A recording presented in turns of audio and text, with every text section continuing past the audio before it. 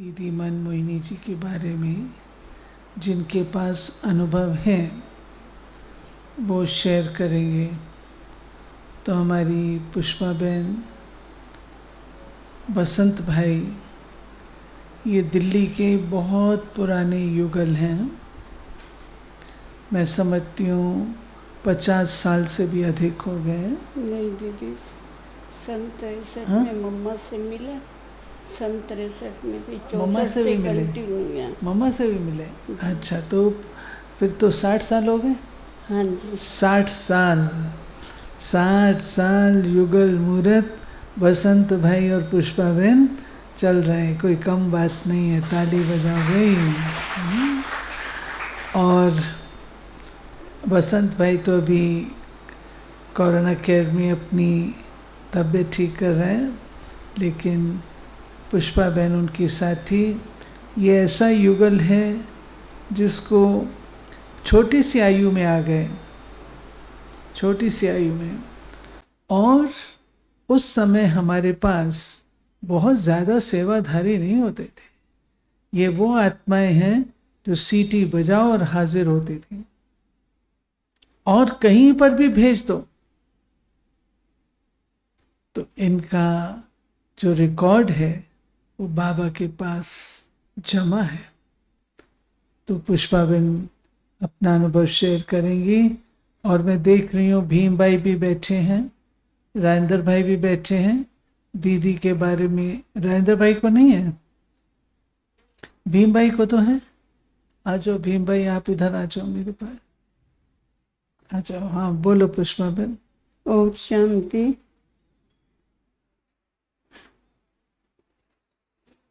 मीठी दीदी हमारी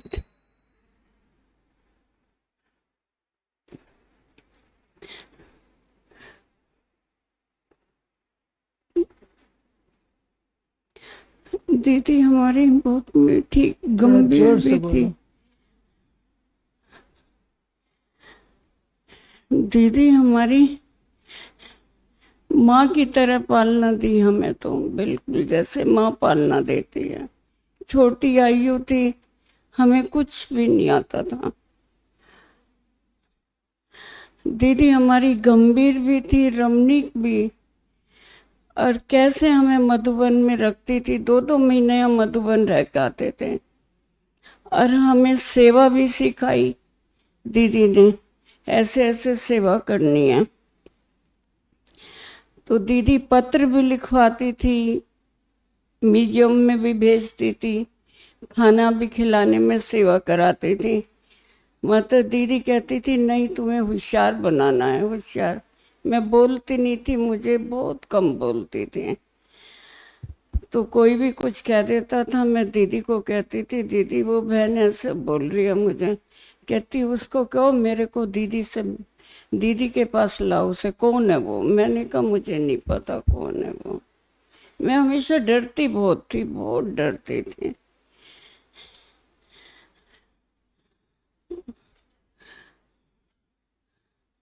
एक बार दीदी ने मेरी परीक्षा भी ली। मेरे को बाहर की साड़ी दी और वो सेल्फ करी थी। तो दीदी ने मेरे को परखा, देखो इसमें कितनी आसक्ति है।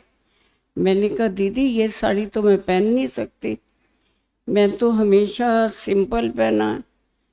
कहती तू पहन नहीं सकती, क्यों, क्या रज है, वाइट तो है। मैंने कहा नहीं दीदी मैं नहीं पहन सकती।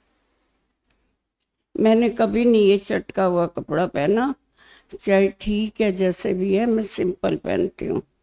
दीदी परख शक्ति भी बहुत थी, परखती थी हम बच्चों को, कैसे ये चल रही है, कैसे क्या कर रही है, क्या है। और आगे भी उन्होंने ही बढ़ाया। और इतने हम सौभाग्यशाली हैं, दीदी हमारे पास 2 बार आई, हमारे घर में भी 2 बार आई दीदी। मैं क्या क्या सुनाऊं, बातें तो दीदी की बहुत हैं, बहुत बातें हैं हमारे साथ।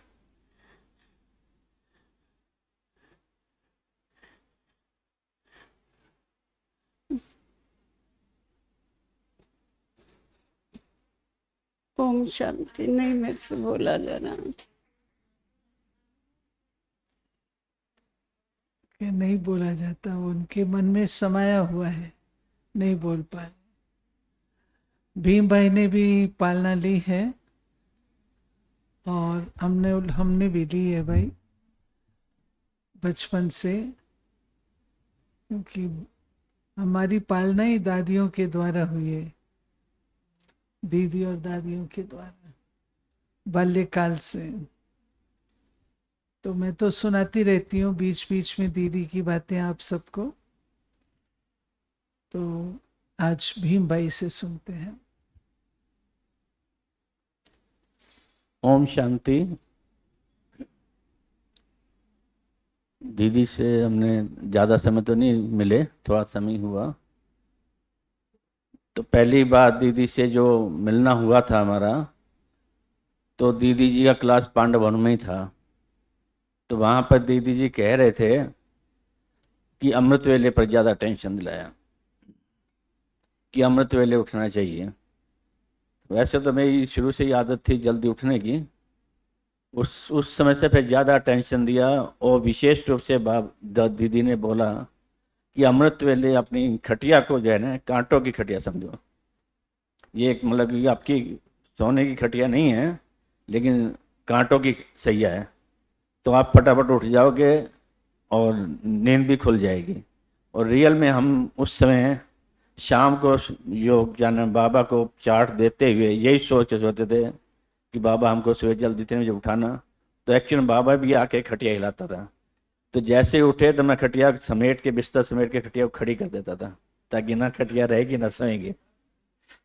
तो उस दिन से हमारा शायद अमृत वेला कभी मिस नहीं हुआ, हमेशा अमृत वेले उठ जाते हैं। इसी प्रकार दीदी जी आए हुए थे एक बार पांडवन, तो वहाँ पर अपनी ऑलराउंडर दादी जी मिला रहे थे सभी से। ऑलराउंडर दादी हमारी गुलजार दादी जी की मम्मी, मैं था और मेरे से छोटा भाई था बालकृष्ण।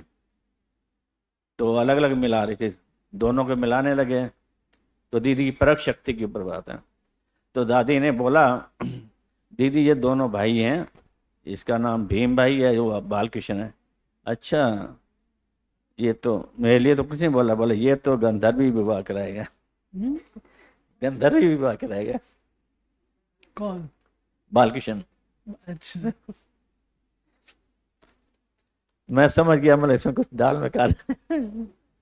वही लगा कि 1-2 साल बाद वो ज्ञान में धीरे धीरे ठंडा होता चला गया। शादी होगी, बच्चे भी हो गए, बच्चों की भी शादी हुई, उनकी जुगल भी चली गई। अभी फिर ज्ञान में चल रहे हैं, रेगुलर चलते हैं। मतलब उनकी मतलब परख शक्ति बहुत थी। इसी तरह दीदी जी एक बार जब जाते थे भट्ठी करने में, तो नियम मर्यादाओं में दीदी जी पढ़ कर सुनाते थे। आप खुद ही एक एक बात पे विश्लेषण करते थे, वो बहुत ही सख्त थी। और पहली बार जब गए तो शायद 5-7 दिन का होता था प्रोग्राम, तो 7-10 दिन और हम रुक गए। मैं था, मेरे साथ 2 भाई और थे। तो उनको बोला, कहते अब यहाँ रुके हो, कोई ना कोई विशेषता करके देखा, तभी जो याद रहता है, हमें याद नहीं रहता किसी का भी। तो उस दिन से मैंने ठान लिया कोई ना कोई विशेष अपना निमित्त बन के ऐसी विशेषता दिखाते रहें, ताकि दीदी को ध्यान रहे। फिर दीदी जब भी जाते थे आगे विशेषता वाले ऐसा बोलते थे। और एक बार उन्हें हंसी हंसी में खेल भी कराते थे दीदी। पहली बार जो जाते थे ना, मैंने तो पहले देख लिया था, चवन्नी का सिक्का होता था माथे पे लगाते थे, अभी भी शायद करते हैं कई। तो कई हिलाते रहते थे, मेरे को किया था, मैं तो फटाफट पकड़ लिया। ऐसे दीदी बात आ जाओ।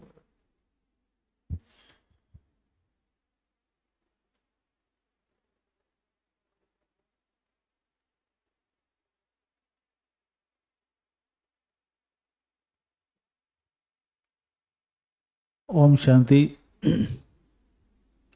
ये मेरा सौभाग्य है कि हमने दीदी जी को देखा है और उनसे पालना भी ली है। क्योंकि जब हम मधुबन में गए थे तो पहले वाला ही मेरा टर्न था, उस समय दीदी जी से मिले और उनके जो सानिध्य में रहने का मौका मिला। उस समय अव्यक्त बाप दादा से मिलने का टर्न होता था, तो उनके कारण से गए थे। तो बाबा से वो मेरा पहला टर्न था जब निश्चय हुआ ज्ञान में पूरी तरह से। पहले चलते तो थे, परंतु जितना बाबा पर निश्चय होना चाहिए वैसा नहीं था। परंतु अव्यक्त बाबा से मिले तो उसके बाद एकदम जैसे न्योछावर हो गए। और फिर दीदी जी से भी उस समय हमें गोसून कमसून की टोली दीदी देती थी, जिसमें मिश्री, इलायची, बादाम, ये माना उस समय की सिस्टम होती थी। जो भी जाते थे तो उस समय विदाई के टाइम ये टोली दी जाती थी। तो उस समय दीदी ने फिर पूछा कुमार जीवन में किस प्रकार से हमें आगे बढ़ना है, और एक बल एक भरोसे होकर के हमें अपने आप को बाप पर संपूर्ण सवा करना है। तो मैं एक ही बात दीदी से मिला हूँ, और वो टोली जो मुझे अच्छी तरह से याद है जो मैंने दीदी से ली, वो सुन कम सुन वाली। और उसके बाद तो कुछ समय बाद फिर दीदी जी कोई कारण से अचानक बाथरूम में गिरे, हॉस्पिटल ले गए। फिर दूसरा समाचार आया। तो ये सौभाग्य यही है कि मैं दीदी से मिला हूँ, उनके साथ पालना लिया है और वरदान लिए हैं कि कुमार जीवन में कैसे आगे बढ़ना है। बाकी उसके बाद दूसरी बार नहीं मिल पाया, एक ही बार मिला हूँ। Thank you. ओम शांति। ओम शांति। आप सबको दीदी का तो परिचय है। तो दीदी बाबा की राइट हैंड थी, और जब मम्मा अव्यक्त हुई हैं तो बाबा ने दीदी को दिल्ली में रखा, मधुबन में बुलाया। उससे पहले दीदी दिल्ली में थे, दिल्ली के कंट्रोलर कहलाते थे। तो दिल्ली, पंजाब, हरियाणा, इन सब को देखने वाले दीदी थे। और दीदी की जैसे परख शक्ति कहो, बाबा से प्यार कहो। सवेरे दीदी अमृत वेले जो बैठती थी, हमेशा दीदी ने बाबा को सखा के रूप से याद किया और टीचर के रूप से। ऐसे दीदी बैठती, कभी आप उनको बैठते देखते तो आपको लगता कि कैसे दीदी खोई हुई है, बैठी कुर्सी पर और बाबा की याद में है, एकदम खोई हुई है। तो वो सखा की स्मृति में, बाबा की अमृत वेले की मॉर्निंग की याद में दीदी का जबरदस्त हमने स्वरूप देखा। ऐसे ही दीदी पर्सनल टच देती थी हर एक को। मैंने जैसे बताया आप लोगों को कि दीदी मेरे को कभी भी पार्टी लेकर के जाने के लिए नहीं कहती थी। पार्टी लेके जानी है तो दीदी कहती दूसरी बहनें लेके आए, तुम अकेली आया करो। मेरे को अकेले दीदी कहती तुम अकेले आओ, और पार्टी जो है वो और बहनें लेकर के आए भले। तो दीदी क्या करती थी, दीदी मेरे को मैनेजमेंट में डालती थी। और दूसरा, दीदी मेरे से पत्र लिखवाती थी। जब दीदी पत्र लिखवाती थी तो जिस आत्मा के प्रति वो पत्र होता था, उस आत्मा की विशेषताओं को, गुणों को ऊपर लिख करके, उनको एड्रेस करके फिर दीदी कहती थी अभी ये लिखो, अब ये लिखो। तो दीदी स्वयं बताती थी। तो दीदी के अंदर जो गुणों की परख थी हर आत्मा की, वो बहुत विशेष थी। फिर दीदी के कार्य करने की कला बड़ी ज़बरदस्त थी। जैसे कोई ऑफिसर काम करता है तो दीदी की इतनी छोटी सी अटैची होती थी। जो आत्मा दीदी से मिलने जाती थी तो दीदी ने उस अटैची में इतना सा पैड रखा होता था। उस पैड में दीदी लिख के रखती थी कि इस आत्मा से मुझे क्या बात करनी है, इस आत्मा से क्या बात करनी है। जैसे हम लोग तो भूल जाते हैं ना कि ये बात अच्छा ये व्यक्ति आया तो मैं तो भूल गई कहना। दीदी कभी नहीं भूलती थी। दीदी कहती थी भूलना भी एक भूल है। कभी हमें भूलना नहीं चाहिए, जो हमारे कार्य हैं, जो हमारी ड्यूटी है, जो हमको करना है, वो हम भूल जाएं, भूलना नहीं चाहिए। दीदी की और क्वालिटी ये थी, दीदी क्लास को महत्व देती थी। बड़ी दादी के क्लास में पहुंचने से पहले बड़े दादी क्लास कराते थे, और दीदी जो थी वो बाद में दीदी जो थी वो क्लास के बाद प्रश्न उत्तर वगैरह उसमें देती। लेकिन टीचर के क्लास में पहुंचने से पहले दीदी पहुंचती थी। और दीदी की विशेषता थी, जो अच्छी अच्छी कन्याएं थी वो पीछे बैठे, इधर उधर बैठे, दीदी को अच्छा नहीं लगता था। दीदी उनको बुला के अपने साथ बिठाती थी। दीदी बैठती थी सोफे पे तो अपने साथ साथ बिठाती थी। फिर दीदी जब मुरली चलती थी, उस मुरली से प्रश्न निकालती थी। वो प्रश्न निकाल करके दीदी रखती थी, फिर राजू भाई को देती थी। अब ये प्रश्न इंग्लैंड पर छपते थे और वो प्रश्न चले आते थे, प्रश्न उत्तर, और इधर साथ साथ में दीदी अपना पत्र। तो कोई भी पत्र दीदी का ज्ञान रत्नों के बिना नहीं जाता था। हर पत्र में ज्ञान रत्न होते थे। बहुत सारी दीदी से बातें सीखी हुई हैं, और दीदी ने मेरे को बहुत करीब बाबा के लाया। मैं वो दिन याद करती हूँ जब बाबा को भोग स्वीकार कराते थे, बाबा का आवाहन करते थे, तो सब लोग नहीं बैठते थे, बहुत थोड़े बैठते थे। हिस्ट्री हॉल में आवाहन के टाइम पर 5-6 लोग, और उसमें दीदी बिठाती थी। भोग लगाने के समय सब खिड़कियां दरवाजे बंद कर दिए जाते थे। उसमें दीदी मेरे को चांस देती थी बाबा को खिलाने का।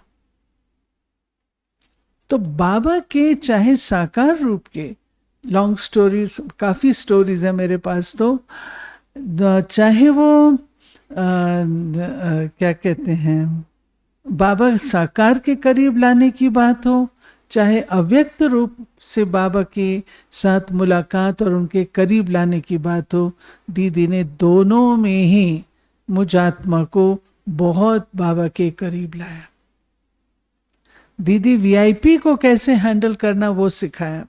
मैं कभी आपको सुनाऊंगी, एक बात सुनाती हूँ। रमेश जी आए हैं, हम लोग वीआईपी को लेके जाते हैं तो हम वीआईपी के पीछे पड़े रहते हैं। कोई जाएगा ना, उसके पीछे पड़े, उसके साथ साथ घूमेंगे, जहां वो जाएगा, जहां उसको ले जाना उसके साथ साथ जाए। अरे मैं बहुत बड़े बिल्डर को लेकर के गई थी, जैना टावर वाले, बहुत बड़े बिल्डर को दीदी से परिचय कराया। दीदी ने कहा इसको सारा घर घुमाओ, सारा दिखाओ, कहाँ पर क्या है क्या है क्या है सब। वो योग शिविर के लिए गए थे, सारा घुमा दिया। उसके बाद दूसरे दिन मेरे को दीदी ने कहा अब तुमने उसके साथ नहीं जाना है, अब उसको तुम खाली छोड़ो, अपने आप घूमे, अपने आप जाए, अपने आप सब कुछ करे।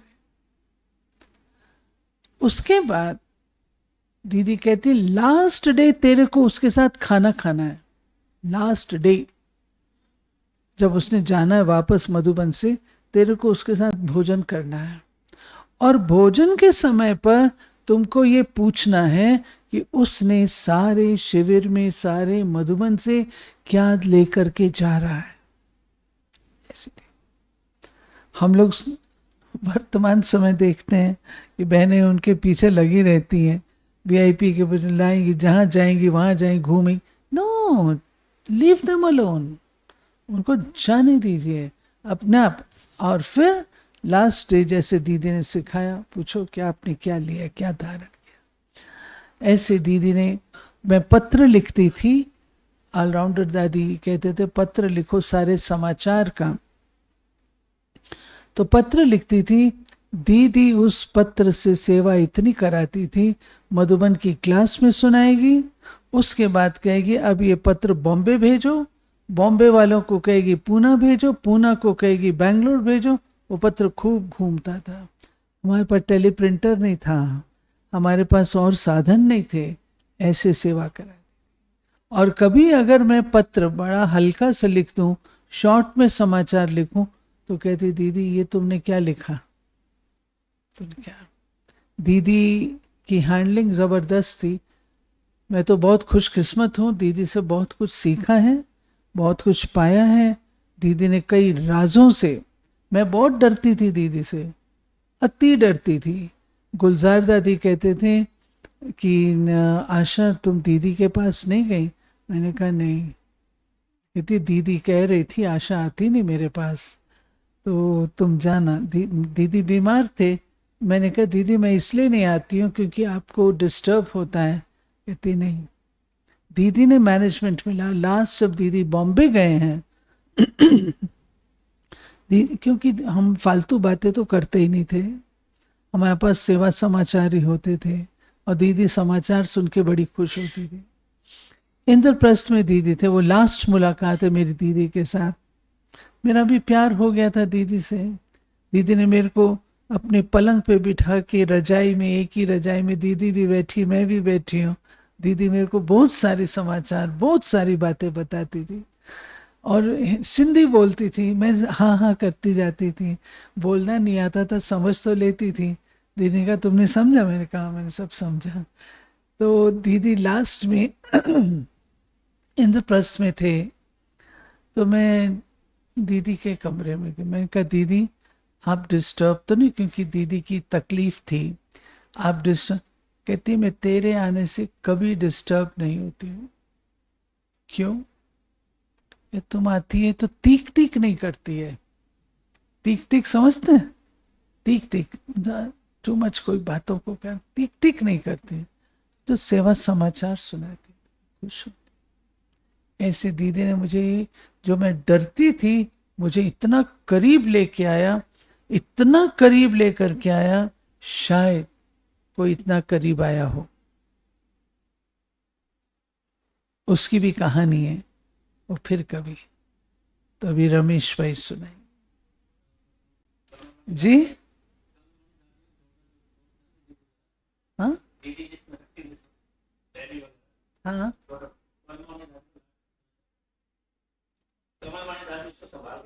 हाँ, कमल में हम लोग की टीचर्स क्लास दीदी ने सेट किया।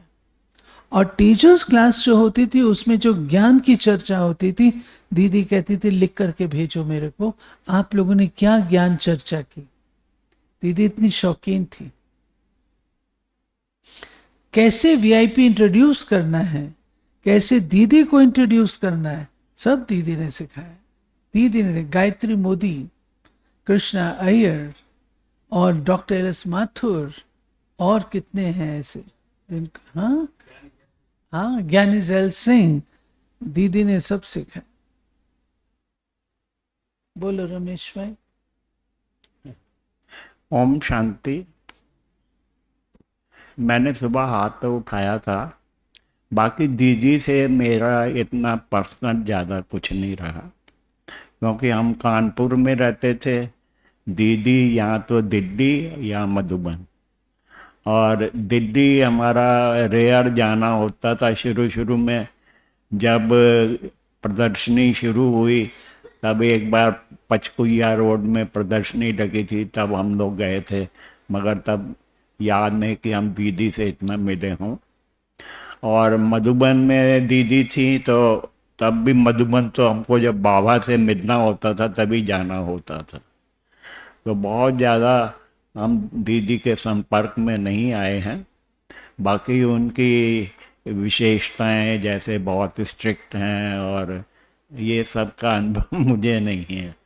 अब मुझे तो, हमने तो बड़े दादी, जानकी दादी, गुलजार दादी, इनका बहुत बहुत प्यार और साथ पाया है।